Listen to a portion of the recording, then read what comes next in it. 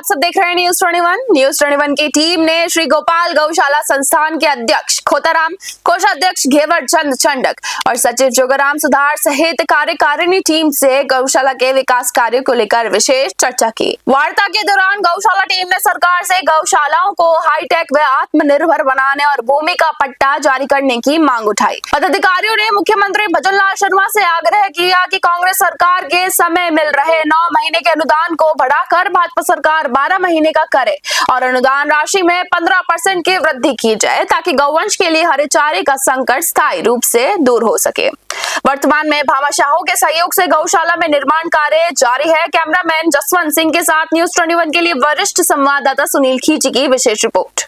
नमस्कार दोस्तों, मैं सुनील खींची और आप देख रहे हैं न्यूज़ 21। और आपको पता है, हम न्यूज़ 21 नेशनल चैनल के माध्यम से हम लगातार इस क्षेत्र की तमाम गौशालाओं का कवरेज कर रहे हैं कि गौशालाओं में किस प्रकार की स्थितियां हैं, किस प्रकार मुद्दे मसले और क्या व्यवस्थाएं हैं।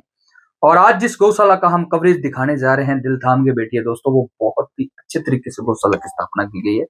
उसमें हर चीज जो व्यवस्थित जगह पे, और सबसे बड़ी जो उनका मेन मुख्य है जो उनका मुद्दा है वो है कि यहाँ सबसे बड़ी जो एम्बुलेंस की सेवा है वो इसी गौशाला गोपाल गौशाला संस्थान के अंदर स्थापित है। तो दोस्तों, हम पूरी इस गौशाला के व्यू हम आपको दिखाएंगे और यहाँ की जो एम्बुलेंस की जो सुविधाएं हैं उसके बारे में भी हम आपको दिखाएंगे और पूरी गौशाला का कवरेज करेंगे। सबसे ज्यादा स्वच्छता के बारे में इस गौशाला का सबसे ज्यादा प्रथम स्थान आता है दोस्तों। श्री गोपाल गौशाला संस्थान बटाड़ू के अंदर है ये गौशाला, और पूरी गौशाला का भी हम आपको भ्रमण करवाएंगे। हमारे साथ जुड़े रहिए। और फिलहाल हमारे साथ जो गोपाल गौशाला संस्थान के जो संचालक है जोगाराम जी सुतार, वो खास मुलाकात के अंदर बातचीत करते हैं। वो कोई परिचय के मोहताज नहीं है और पूरे क्षेत्र के अंदर सबसे ज्यादा एम्बुलेंस सेवा वही निस्वार्थ सेवा भाव से करते हैं। आइए जानते हैं उनकी जर्नी, किस प्रकार इस गौशाला संस्थान का निर्माण हुआ, किस प्रकार यहाँ संस्थाएं हैं, जो किसान हैं, जो या पॉलिटिक्स लोग हैं, पदाधिकारी किसी प्रकार की इस गौशाला को सपोर्ट कर रहे हैं। और सरकारें हैं जो, देखो दोस्तों, सरकारें तो आती है जाती है, लेकिन बात करें कांग्रेस सरकार में किस प्रकार विकास हुआ था इस संस्थान के अंदर, और अब जो भजनलाल की सरकार 2.5 साल से जो सरकार बनी हुई है वो किस प्रकार अपनी जो सेवाएं गौशाला में लागू कर रही है। जोगाराम जी सुतार हमारे से लाइव तस्वीरों में न्यूज़ 21 नेशनल चैनल के माध्यम से जुड़े हुए हैं। पहले जोगाराम जी, हमारे चैनल में आपका बहुत बहुत स्वागत है। हुक्म। आपका भी हार्दिक स्वागत है। बटाड़ू के अंदर गौशाला के अंदर पधारने के लिए पहली बार न्यूज़ 21 टीम पधारी, हमको बहुत खुशी हुई है। और ये गौ सेवा का जो मुद्दा आप लेकर उठे हैं मीडिया के माध्यम से, मैं पहले तो आपको धन्यवाद देता हूँ। Thank you.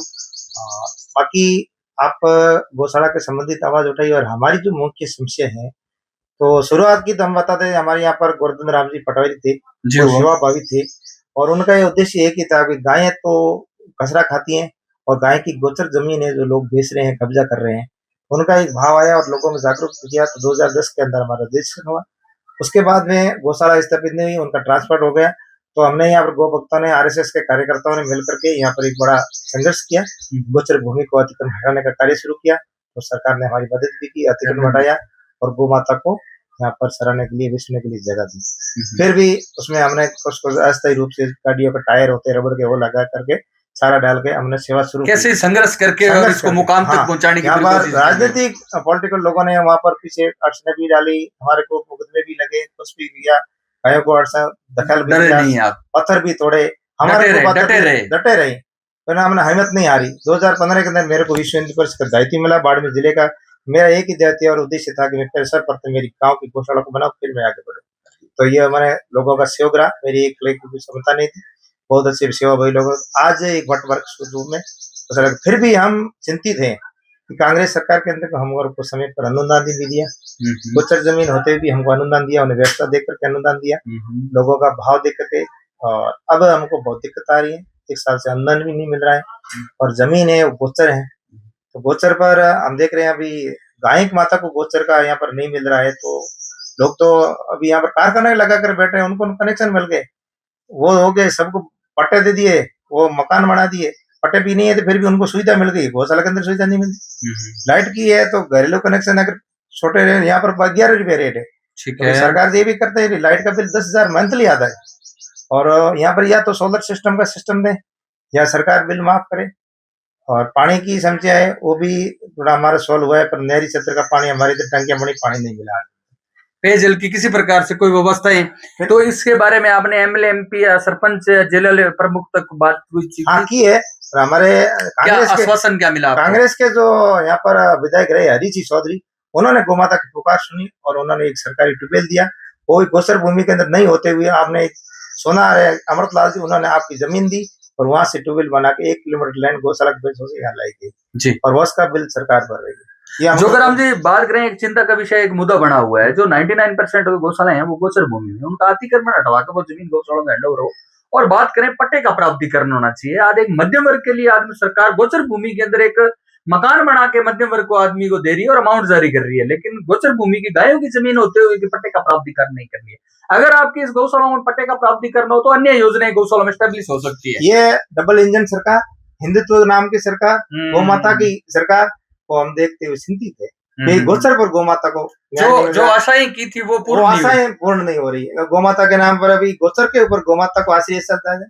गौ माता को ही जमीन देनी, हमारे किसी को तो देनी नहीं है, तो सरकार कब देगी? ये देना का बहुत बड़ा मुद्दा है।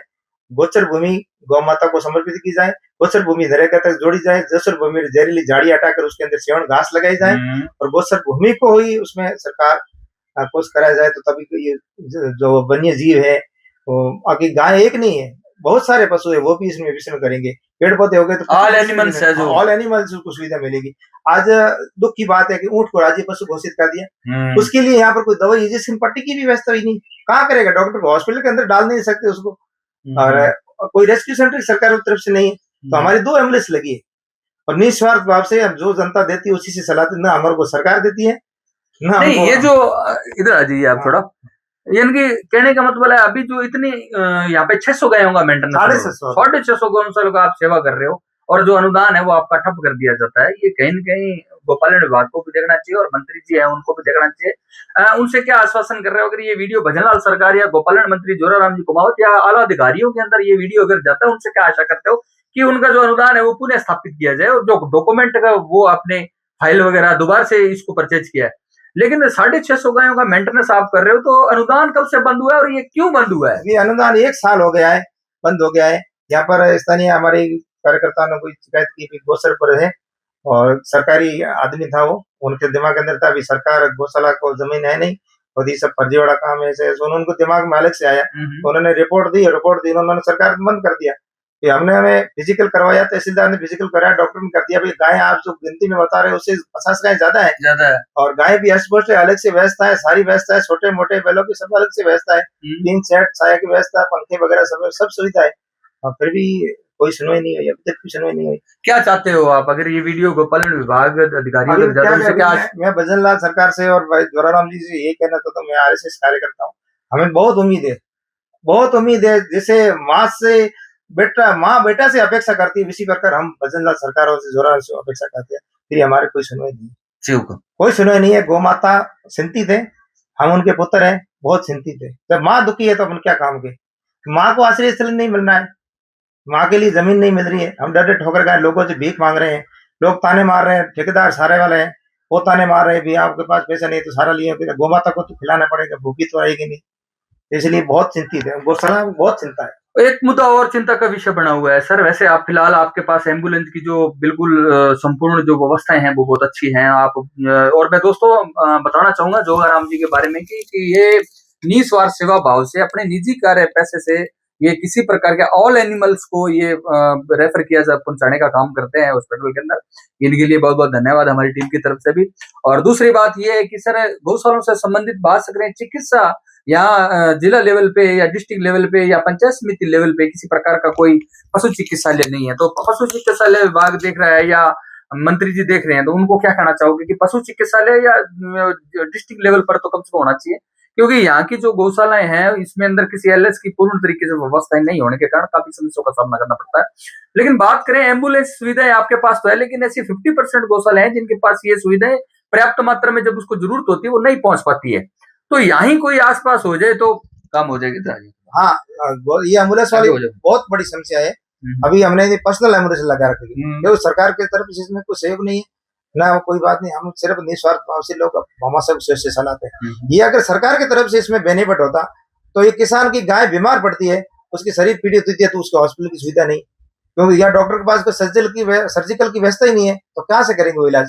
तो हमको उसको नागौर रेस्क्यू करना पड़ता है, बीकानेर रेस्क्यू करना है, पथवाड़ा रेस्क्यू करना पड़ता है। एक गाय का 10,000 रुपया खर्चा आता है, तो किसान आंखों में आंसू डालता है, उतने में तो इलाज हो जाता है। किसान के घर पे गाय दूध देने वाली बच्चों की माँ पालने वाली घर से निकलती है तो बच्चे रोते हैं, बहुत चिंतित होते हैं। गाय तो पहुंच पाते हैं तब तक तट पर कभी भी खत्म डेथ हो जाती है, डेथ हो जाती लंबी दूरी में। तो ये भी बड़ा चिंता का विषय है कि गांव के अंदर ऑपरेशन थिएटर की व्यवस्था हो, सरकार की तरफ से व्यवस्था हो और हर तरफ से चिकित्सा की व्यवस्था हो, ये भी होना चाहिए। गौशाला के अंदर भी मैं 300 गौशाला में रेस्क्यू करता हूँ, किसी गौशाला में ये सुविधा नहीं है उसकी भी मैं ले जाता हूँ।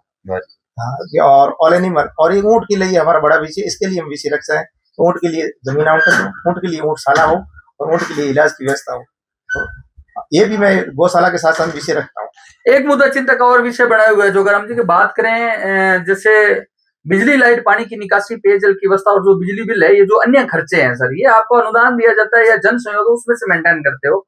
तो ये बात है कि एमएलए एमपी कोटे से वहन होना चाहिए ये। और दूसरी बात है कि जो 9 महीने का अनुदान है वो 12 महीने का सरकार करे और वो समय पर अनुदान आना चाहिए, ये भी मांग उठ रही है। और जिन गौशालाओं का अनुदान ठप पड़ा है, वो नहीं आ रहा है, उनका जल्द से जल्द चालू किया जाए, क्योंकि अभी जैसे आपके पास 650 गौवंश के लमसम गौवंश है, तो उनको मेंटेनेंस करना बड़ा मुश्किल है। तो जल्द से जल्द अगर गोपालन विभाग है, गोपालन अधिकारी ये वीडियो देख रहे हैं तो उनसे क्या आशा करते हैं कि जल्द से जल्द हमारा जो अनुदान है वो स्थगित किया जाए। हाँ, अनुदान ये किया जाए और लाइट बिल वाला है ये सरकार अपने अंडर में करे। अगर बिल नहीं करती है तो हमारी कोई बड़ा सोलर प्लांट की अभी योजना चल रही है, तो सरकार सोलर प्लांट लगा दे तो सरकारों को भी घाटा नहीं और गौशाला को भी सही आराम मिल जाएगा। और ये मुद्दा बहुत बड़ा मुद्दा है, इसमें हम 1-1 रुपया संदा करके लोगों से लाते हैं, तो मजदूरों को भी देना पड़ता है और अभी बिल भरे मजदूरों को दे क्या करे। और सरकार अनुदान देती है 9 महीने को 12 महीना दे और कम से कम इसके 100 रुपये गाय का होना चाहिए। 15 रुपये किलो सारे का भाव है, 5 किलो से 6 किलो गाय सारा खाती है। अब क्या करेंगे? बिल्कुल सर, आत्मनिर्भर के लिए थोड़ा सा प्रयास किया जाए सरकार के द्वारा, आपकी क्या मंशा रहेगी, आपका क्या सुझाव रहेगा? आत्मनिर्भर के लिए क्या सुझाव है? क्योंकि आत्मनिर्भर गौशालाएं अगर हो तो अगर अनुदान या जन सहयोग समय पर नहीं मिले तो गौशालाएं खुद की जो अर्निंग है उससे गौशालाएं चलाई जा सकती है। जैसे आपके पास गोबर है तो गोबर गैस के प्लांट दे सरकार, केंचुआ खाद के प्लांट दे, प्रजनन क्षमता को बढ़ावा दिया जाए, नस्ल सुधार पे थोड़ा ध्यान दिया जाए तो गौशालों में घी और दूध की अर्निंग खुद की अर्निंग हो सकती है। इसके बंस में आपका क्या सुझाव है? इसमें भी है कि सरकार अगर गोचर भूमि को अलॉटमेंट करेगी तभी इसमें सरकारी सुविधा मिलेगी, तो उसमें ये भी पहले जरूरी है जमीन के बाद में इसमें किसानों को अगर नस्ल सुधार का काम होगा तो किसान के घर पे गाय है वो नस्ल सुधार में तो किसान के दूध देगी, किसान गाय को घर पे पालेंगे, गाय को बेसहारा करके नहीं छोड़ेंगे।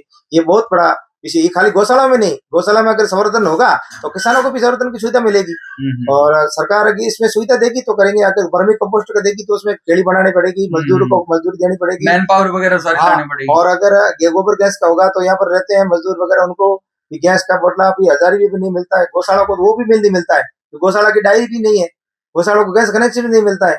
हम तो यूं जो भीख मांग कर लाते हैं लोगों से, तो ये भी बड़ा चिंता का विषय है। गोबर गैस प्लांट सरकार गौशाला को दे और वर्मी कंपोस्ट बनाने, आत्मनिर्भर बने, तभी समय पर कभी अनुदान नहीं आए तो गौशालाओं को आत्मनिर्भर भी बन सकते हैं। दोस्तों, पूरी गौशाला का हम कवरेज आपको दिखाते हैं श्री गोपाल गौ संस्थान बठाड़ू के अंदर, और जो यहाँ किस प्रकार की व्यवस्थाएं हैं, यहाँ चिकित्सा की क्या व्यवस्था है, पेयजल की क्या व्यवस्था है, चारे की क्या व्यवस्था है और अन्य जो सुख सुविधाएं हैं जैसे शेड निर्माण है या अन्य योजनाएं हैं वो पूरी हम आपको दिखाएंगे। पूरी गौशाला का भ्रमण हम आपको दिखाते रहेंगे और हमारे से जुड़े रहिए। और सर, इसके अंदर जिस प्रकार यहाँ अन्य गोवंश के अलावा और भी आपके पास जैसे हिरण वगैरह, खरगोश वगैरह वो आते हैं मेरे पास में, रात को फोन आते हैं तो रेस्क्यू टीम रात को सरकार की तरफ से नहीं होती तो हम लाते हैं। लोग पिंजरे बने हुए हैं, मोर भी लाते हैं, पशु को ज्यादा हम वन्य जीव नहीं रख सकते यहाँ पर, फिर भी उसको इलाज करवाते हैं, डॉक्टर बुलाते हैं, डॉक्टर आता है, इलाज करके उसको वन विभाग छोड़ देते हैं। ज्यादा होता था मुझको नागो रेस्क्यू करते हैं, वन विभाग को सुपर कर देते हैं। जी बिल्कुल, मेरी एम्बुलेंस के द्वारा निस्वार्थ भाव से, कोई किराया नहीं लेते, उससे सरकार से भी नहीं हम लेते। तो आल बाड़मेर या आसपास के क्षेत्र के, अपने क्षेत्र के तमाम गौशाला वाले आपको देख रहे हैं, उनको क्या आशा करना चाहोगे कि अगर किसी प्रकार के हमारा एम्बुलेंस के माध्यम से सहयोग चाहिए तो आपका क्या स्थायी पता है, क्या कॉन्टेक्ट नंबर है? हाँ, वो श्री गोपाल गौशाला संस्थान बाटाडू मिजोगाराम सुतार, मेरा नंबर है 9983651050 9983651050। लगभग मेरे सभी बाड़मेर जिले, जैसलमेर जिले, जोधपुर से जिला मेरे को परिचित है। फिर भी कोई अगर गौशाला में किसी की गाय बीमार है, कोई वन्य जीव ऐसे पक्षी है, ऊंट है वगैरह जो भी है, मेरे रेस्क्यू सेंटर अलग अलग है, सभी से मैं परिचित हूँ और मेरी सेवा जारी है। और ऐसे कोई भी मुकबधिर जीव को तड़पता देखकर भी ऐसा नहीं सोचे कि सुविधा नहीं है, मैं सुविधा के लिए तैयार। तो पूरी जुड़े रहिए दोस्तों हमारे पास न्यूज़ 21 नेशनल चैनल के माध्यम से। हम पूरी गौशाला का कवरेज आपको दिखाने जा रहे हैं और किस प्रकार की व्यवस्था है, क्या मुद्दे मसले, क्या समस्या है, पूरे जुड़े रहिए। Thank you. देखते रहिए न्यूज़ 21 को। मैं सुनील किसी कैमरामैन पर्सन मनोज के साथ। Thank you. जय।